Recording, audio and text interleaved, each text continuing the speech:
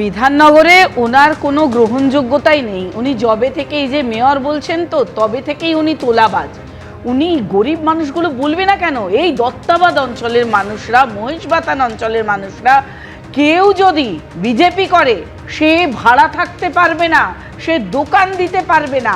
আর যদিও বা কেউ দোকান দেয়, তোলাবাজি প্রতিদিন তাদের টাকা জমা রাখতে হবে।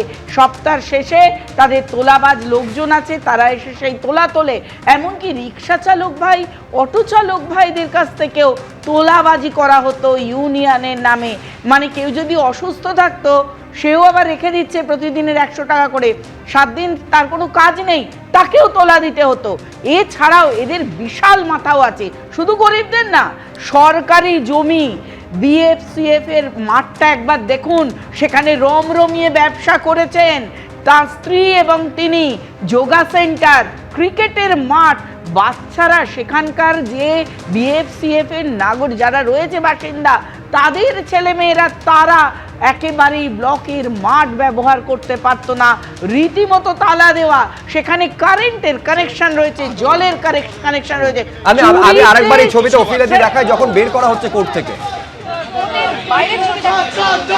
পরপর ডিম উড়ে আসছে তার দিকে।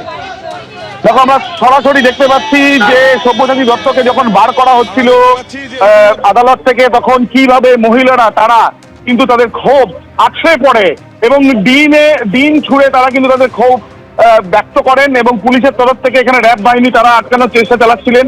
এবং আমরা দেখছি যে সব্যসাচী দত্ত 8 দিনের পুলিশ হেফাজতের নির্দেশ দিয়েছে আদালত আজকে, এবং তাকে যখন নিয়ে যাওয়া হচ্ছে চোর চোর স্লোগান এবং একের পর এক ডিম তাকে কিন্তু লক্ষ্য করে ছোড়া হচ্ছে।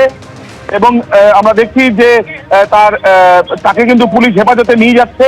এবং এই যে পুলিশের যখন হেফাজতে নিয়ে যাচ্ছে তখনও কিন্তু চোর চোর স্লোগানে প্রত্যেকে দিচ্ছেন, সেই ছবিটাই ধরা পড়েছে। এবং আজকে যখন আবার একেবারে সরাসরি এই ছবি দেখছে যখন বের করা হচ্ছে, মানে ডিমে একেবারে পরপর সেই ডিমগুলো একদম যারা ছুটছেন তারা একদম টার্গেট তাদের দারুণ, গায়ে গিয়ে প্রত্যেকটা ফাটছে। মানে ক্ষোভটা কোন জায়গায় গিয়েছে?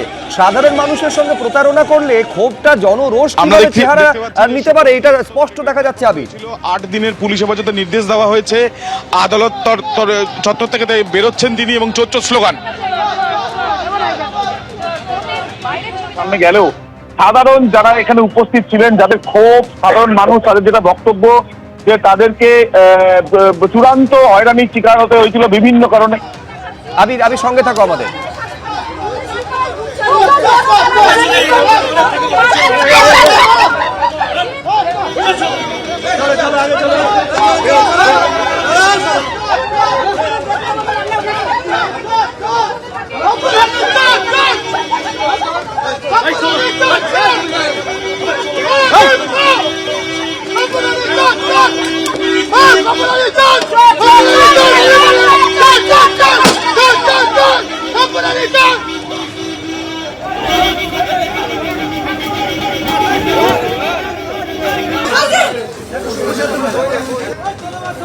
দেবনারায়ণ, যে ছবি আজকে দেখা গেল, মানে এরপরে আর লজ্জা রাখার জায়গা কি কোথাও রয়েছে?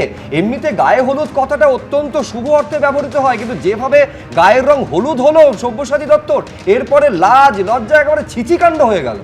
মানে মেয়র, বিধায়ক থেকে শুরু করে চেয়ারম্যান কি না কি পদ পেয়েছেন, তার এই পরিণতি আজকে। শেক্সপিয়ারের মেজার ফর মেজারে লুসিও বলেছিল যে I have seen corruption boil and bubble till it overruns the stew. আমি দুর্নীতির দূষিত হতে দেখেছি এবং বীজ বাষ্প দেখেছি, যত সময় না এ দগ্ধ হয়ে উতরিয়ে পড়ে যায়।